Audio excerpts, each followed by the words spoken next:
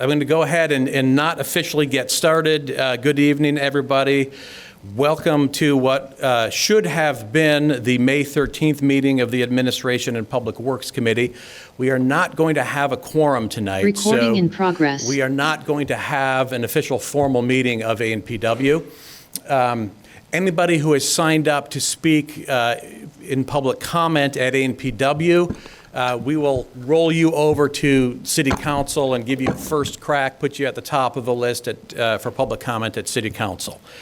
So no official business at ANPW this evening, but I did want to take advantage of the time we have to allow staff from our Public Works Department to give us an update and report on the replacement of the water intake project.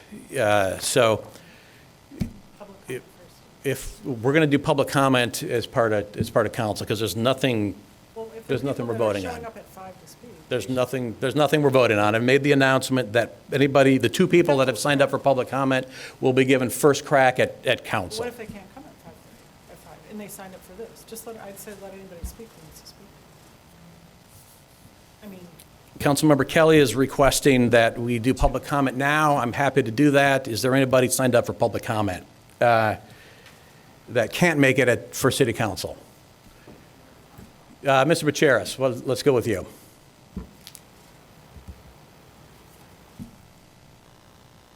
Thank you, Jonathan.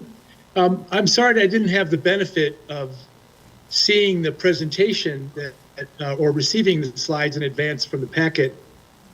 So I would, my off-the-cuff perceptions of this project is it seems awful expensive.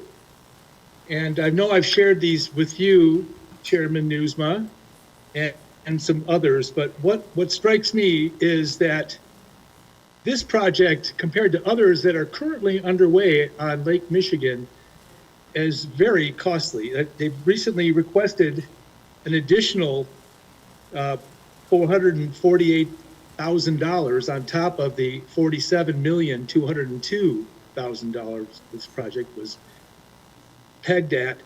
And just did a little research, and I've spoken to some of the engineers in Sheboygan, Wisconsin, that are currently getting a 6,500 foot long, 60-inch diameter pipe, the same material, and a new pump house and pump with a value of approximately $10 million for about $7 million less than we're getting just a pipe for here, and some of the other parts that fit along with that to integrate into our system. I'm just wondering if that doesn't strike any of you as unusual. They seem to be getting a lot more, and we seem to be paying a lot more for less. And I'm wondering if we can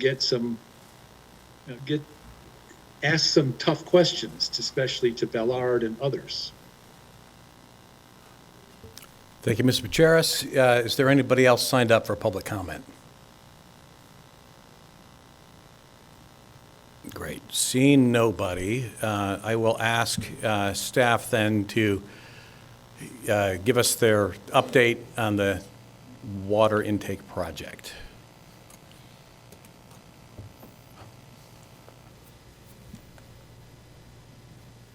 Good evening. Thanks for having me. My name is Paul Moyano. I'm a senior project manager here at the City of Evanston for the past 8 years. Before that, I was a consulting engineer for 20 years working on municipal water systems around the world, and actually Evanston was one of my clients as well, so I'm happy to be here now working directly for the city.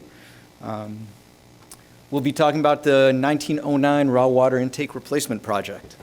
I've got about 30 slides or so. A lot of them are pictures, so we'll be flying through them pretty quickly, but I'll go ahead and get started. If the clicker works.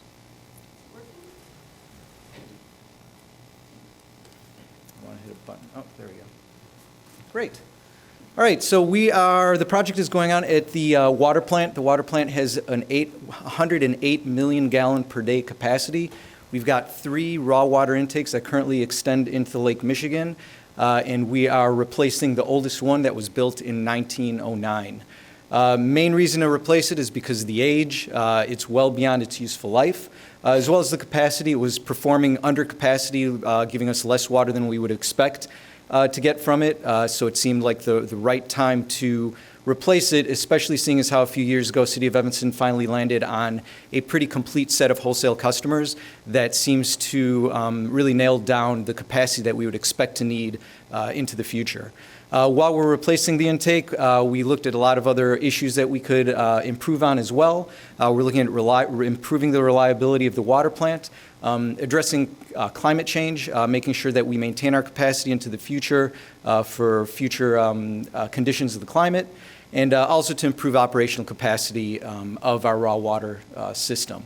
That picture that I'm sharing there is from 1913, just kind of demonstrating the state of technology a few years after the intake was built. So just kind of demonstrating the age of the infrastructure that we're dealing with.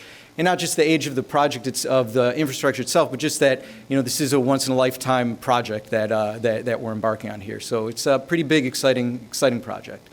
Just really quickly acknowledging the project team.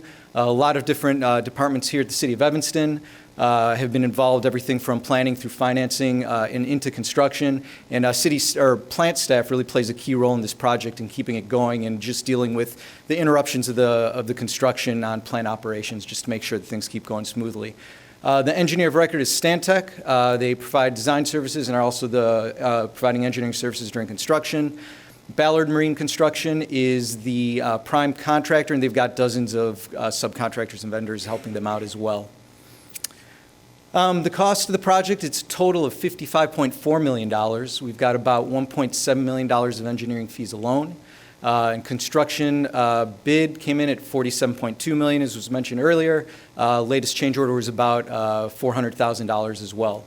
That is being funded by a combination of loans from the federal WIFIA program and also from the IPA SRF program. So this is a significant, it's probably about double the capital expenditure for this year as we get through this project than what we're currently used to seeing for our capital improvement projects. So again, this is a significant project that we're undertaking, as everybody understands. And those are, if I could just interrupt, those are Yes, low-interest loans. Do you know off the top of your head the interest rate on those loans? The WIFIA is, I want to say, 2.3%, and I believe the SRF is 1.4%. So they're attractive loans. WIFIA also lets us delay repayment up to 5 years, and that's important for us. One of the debt service for this project is actually covered for the most part by increases of rates from our wholesale customers. So the WIFIA program actually allows us to delay paying back initiation of the loan payments so that we could wait for those retail rates to increase and provide the revenue to pay that loan back. And it's also a 30-year loan, which also helps with that. The SRF is a 20-year loan. Wholesale rates. It waits for the wholesale rates. Wholesale, not retail rates, not of our city, correct, our wholesale customers. Thank you for that. Planning for this project started in 2016 and even a little bit before that. Design started in 2019. We went out to bidding in 2022, and we were out bidding for about a year. And construction started in 2022 and is scheduled to be done at the end of this year. There's really three main components to this intake project. We've got the intake structure that's out at the end of the pipeline itself, and then the shore side facilities. I'll be stepping through each of those in the next slides. We've also got a few subsystems that just improve reliability and operation of the system, particularly a heating system to try to combat frazzle ice out in the intake and in the shore well. We'll be monitoring temperature at the same time, chemical feed systems, and flow meters to be able to better operate the system. As I mentioned, the water plant is 108 MGD capacity. In order to be able to produce 108 MGD of water, we need 120 million gallons of water, up to 120 million gallons of water coming in from the lake. So this chart here at the bottom right, where that orange line intersects that bottom dashed line, just shows that with the pipeline that we've designed, we'll be able to achieve that 120 million gallons of raw water flow that we need. In order to get that flow, we landed on a 60-inch pipeline. This shows a similar project. This isn't our project, but it's similar work. And I point out the people that are on that barge just to give you a better scale of what we're looking at there. But this is kind of typical what marine installation of a pipeline would look like. There we go. The intake structure, it's a pretty massive structure. We've got an array of 9 upturned cones.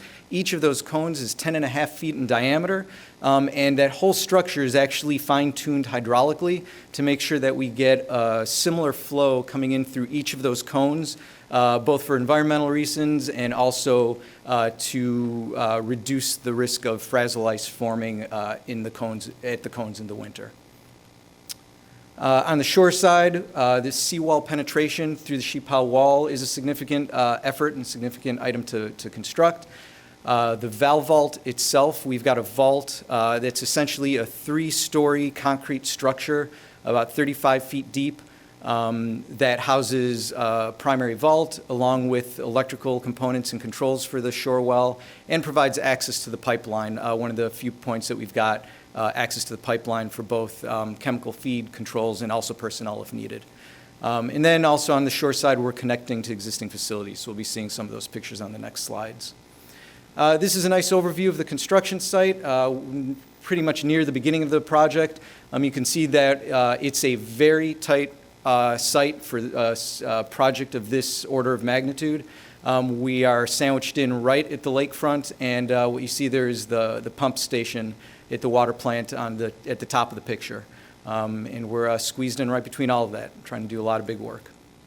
This is an early picture where we're first installing the sheet pile wall. And this is when we started the excavation. Again, you can see how close we are to our neighbors at the northwestern end at the beach there. So it's a very tight space that we're being careful with. This is the construction of a cofferdam. This is surrounded by 3 sides of water, and it's about 35 feet deep, and that's where the initial pipe segment is installed. And this is the installation of the first pipe segment. This went in last fall, and currently it's the only pipe that we've got in the ground. We're looking forward to greatly increasing the rate of pipeline installation this summer. This is a look at the bottom of the excavation as it was going down. The excavation and the excavation support is a very technical, very design-intensive component of the project, just to make sure that we're keeping the lake out on one side and making sure that all of the infrastructure and the pump station and other utilities that we've got underground, everything remains solid, and that the work is carried out safely and efficiently. This is a nice picture nearing the end of the excavation. Again, to the left there, you see that we're literally keeping out the lake with that sheet pile wall. To the right that you can't see there is the pump station, and that hole is about 35 feet deep with people working down below. It's kind of hard to make out the people. This is looking at the east side of that excavation. That sheet pile wall is holding out that lake, and that plug is kind of a plug keeping the lake out as well. You see at the bottom there a rebar mat that's about for 3.5 foot thick bottom slab of that valve vault that we're building. And you could see, this kind of gives a little bit more perspective with some people down there, and the guy in the ladder in the back just gives you an idea of how big this project really is. And this is, again, just the shoreside excavation. Pouring concrete, this is our first concrete pour we were pretty excited about, just happened this spring. This is a connection to our primary shoreside facility that we're connecting to. What we see there is our existing shore well where the new pipe will be entering through that wall. What you see there is about 20 feet deep, and that structure actually goes down another 40 feet below grade. So it's about a 65-foot structure that we currently have in place that we're tying into. This is a nice picture of a guy putting the finishing touches in that wall penetration. I'd like to point out just the thickness of that wall, again, showing how massive this structure really is. And, we build things to last 100-plus years at the water plant, and we look forward to getting that life out of it. Adding the final touches to the pipeline connection into that shore well. This is kind of the target where the pipeline will go from the plug that I showed in the previous picture. We'll eventually get pipe connecting to this area here. This is the barge that came out last year. We didn't make as much progress as we were hoping to last year, a combination of weather issues and really equipment breakdown. But the contractor is currently mobilizing on the lake as we speak. On Friday, we had the first barge come in, and we expect to have 6 barges and up to 5 or 6 support vessels in addition out in the water this year. Really working towards meeting our deadlines of having all the pipe in place by the end of the year. So it's going to be a lot of work. Picture in the top left just reminds everybody that the work, once they start on the lake, they work 24-hour shifts just to keep progress going while lake conditions are favorable. This is just an illustration to show what that installation looks like, just to see kind of what's going on underwater. And that's all I got. If there's any questions. Thank you. Any questions, Councilmember? Yeah, Councilmember Kelly. Thank you so much. That certainly is an exciting project, and thank you for all your work on this. This is a big deal for all of us and the surrounding communities. So you said this is to be finished by the end of the year? No, just the... Pipeline in service by the end of the year. So final restoration will extend into 2025 a bit. Okay, so are we on schedule, or how? We're working with the contractor through that. In March, they presented some plans to meet that deadline, and we're now working to get that firm commitment from them that they'll be able to meet that without slipping. Okay. So it's going to be a pretty intense summer now, working through lake conditions to get that pipe in the ground. I mean, in terms of what we expected to be completed in '23? We're a little bit slower than we'd expected. The approach for the excavation was a little bit different than what engineering originally anticipated. So the contractor just had a different way of doing it, but they're making good progress as we saw. And on the lake, as I mentioned, there were some delays between weather and just equipment failures. That's why the contractor is really working hard to double down on their efforts and remobilize much stronger than they were last season to get this done. When we were doing the construction, we originally felt that the work could be done in one season, but we gave contractors, we wanted to give them 2 seasons just to be able to give them a little bit more flexibility to try to get better bids and just try to work with the contractor a little bit more. So we're confident it could get done this year. Great, thank you. And then just to sort of, we had a resident, I appreciate when residents get involved and take interest in our projects and check things out. I don't expect you to have an answer this evening, but I don't know, it actually would be much more than just a 7 million, so this was 55.4 million. Again, I don't expect an answer. I mean, if you have one, if not, for next time, about why the Sheboygan project is so much less, but the pipe, it's the same diameter, but much longer, and plus a pump house, and we already have a pump house, so thank you. Certainly, Councilmember Kelly. My name is Laura Biggs. I'm the city engineer. So we actually were concerned about that ourselves, and we did sort of just a rough calculation last year. Both of these projects are required to pay prevailing wage based on the federal Davis-Bacon prevailing wage rates. But prevailing wage, it varies significantly based on the location you're at. So our prevailing wage rates in Cook County are about 27% higher than the prevailing wage rates in Sheboygan County in Wisconsin. In addition, we had, as you see, very little room to stage on site. So that difference explains right there the difference in cost of the projects, but we also have very little on-site room to stage. The closest harbor is Waukegan. Sometimes they come from Winthrop Harbor. So it can take them 8 to 12 hours to barge down to the job site, and they're bringing the materials in that way instead of through the streets. So there are some real complexities about working at our water plant that make it more expensive because of location. Thank you.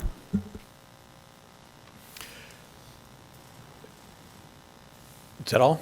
All right, yeah, so I just have a couple of clarifying questions about the rate impact. This is a massively expensive project. Yes. But it's not a question. This is confirming if you could confirm my statement. The cost of this project is not going to be borne by Evanston ratepayers or Evanston taxpayers. Yes. At least for the most part. So for the most part, no, it'll be borne by wholesale customers. Now, Evanston plays a part in these projects. So our rate calculations are based on IDNR allocations of our customers. So our largest customer accounts for like 56% of the water that comes into the plant treated and pumped out. So that 56% factors into the value of the asset. So when this asset gets added to the asset book, 9.5% of that is tied to the 56% of the value of the water plant assets, which accounts for the revenue that's generated once an asset like this hits the books. So Evanston accounts for like 11% of the water that comes through. Skokie is about another 15, 16%. Morgan Grove now is about 13%, and Lincolnwood is 3%. So it breaks down like that. Now, what we found with projects in the past, we had a $21 million Clearwell project.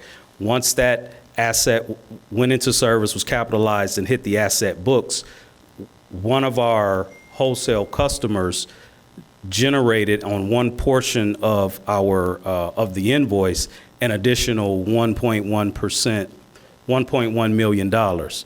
The debt service on that is roughly 1.2 million, and so that customer all on its own is paying a great deal of that debt service on these types of projects. So that's how it works. So using that Clearwell example, that one customer is paying almost the entire debt service. Correct. That one customer only accounts for 56% of our capacity.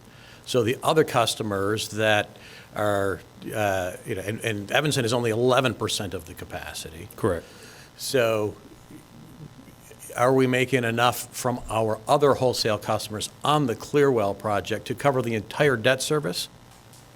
Yes, I would say so, yes.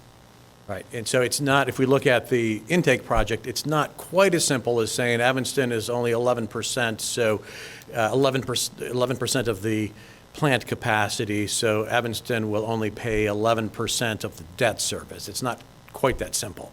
No, it's not quite that simple, because Evanston, in terms of the rate calculation, the way we come up for our wholesale customers, they're not factored into that rate calculation. Based on how we charge our wholesale customers, there are three components to the invoice. That 9.5% return on rate charge, that's where that revenue based on the value of the project and the percent that customer pays for, that's how that revenue is determined. Right, so it's a bit of a complicated formula. It But is. at the end of the day, our wholesale customers are paying for the cost of this project. Yes, and with our newer wholesale contracts, there are increased limits, so it could take longer in some cases to where the revenue that's generated through those customers, it could take a little bit longer to catch up, because they have a cap on the increase from year to year if it exceeds a certain percentage, whereas our largest customer does not have a cap. And so, whatever that increase is based on the asset when it's capitalized and goes on the books, that's what it is for that customer. Okay. And do we anticipate any other significant capital expenditures in the water treatment plant or operations over the next few years? Yes. We currently, What else is on the horizon? so we're at 100% design for an electrical reliability project.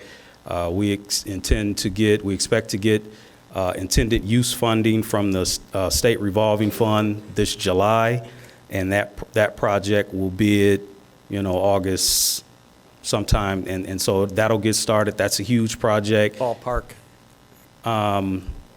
Is it 8? What do you think that one is?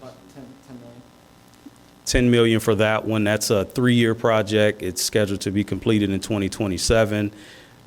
We're in the process of developing an RFP now for a filter plant reliability project, and that's going to be a significant project as well. In addition to other pump replacements, dehumidifier replacements, we have several projects that'll be coming up. And is it true that with all of these projects, the same funding formula will will be applied. So the city of Evanston will only be liable for a portion of that cost. Correct. These projects will ultimately be capitalized and added to the asset books as an asset that's charged to our customers, wholesale customers. Right. So we're fortunate that our water treatment plant, by design, and I'm not sure who deserves the credit, but that was, centuries ago, or at least a century ago, was built for much more capacity than the city of Evanston would ever need, knowing that we were going to be able to sell water to other customers. Yes, and through the years, it expanded, through the years, once, we started to get customers like Skokie, Northwest Water Commission, the plant expanded. It originally was built in 1874, major expansion in 1913, another one in 1925, another one in 1948, 1964, and we're just continuing on upgrading and adding on to various components of the process. Right. But our water rates as Evanston customers have gone up. Mm-hmm. How is that happening if the water plant costs are paid mostly by our wholesale customers? So it's broken off into two separate things. We have the water plant, and then we have our distribution system. Evanston retail ratepayers are responsible for 95, 99% of our distribution system because they're using those mains that delivers water throughout town and brings water to their homes, properties, businesses, and so forth. Our wholesale customers account for a very small 1% or so of the larger transmission mains that take the water from the treatment plant to the various delivery points of our wholesale customers. So can't we use some of the profit we make, or return on rate? I'm not sure what the precise term is, but profit essentially, Yeah. from our wholesale customers to help us pay for our Evanston only infrastructure. Yes, We're doing that. yes. So if it weren't for all these wholesale customers, we would have to pay even more. We would pay all of it.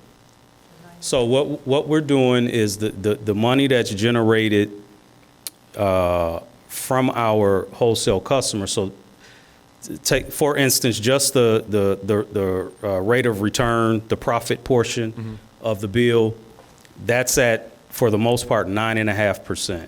And so the debt service on a lot of these loans are, 1.5% or so if it's SRF, a little higher if it's WIFIA. So over a 20-year period, you're going to take a portion of that profit of that 9.5%, and you're going to pay the debt service on, these projects and various things that come up. And so that portion that's remaining can be, used for other activities within the water fund. Great. Thank you. Councilmember Kelly? Thank you. Thank you for asking those questions. I mean, the money is fungible, so I agree that, like you said, the distribution, we're paying, you said 95 to 99%? Yeah, we pay for the majority of that. Right. So again, if the loans weren't so great, or if there was, whatever the interest rates, it could all impact in a greater way, we would hope, that distribution rate that the Evanston residents are paying. So we would like to see those rates. I think people are feeling the pinch with the water rates in Evanston. So. Right, but I think my point is we're making money on the wholesale customers, so we don't have to charge as much on the retail side.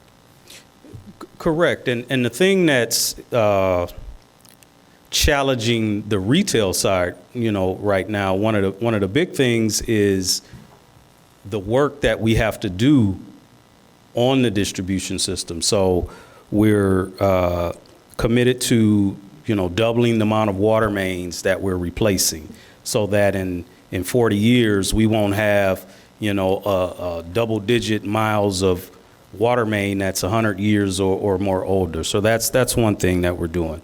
Then the lead service line replacement requirement, that puts another massive responsibility on the retail payers to fund, projects like that. We cannot pass like lead service replacements, we can't pass that cost on to our wholesale customers, and that's something that's called out in the act that requires us to replace lead service lines.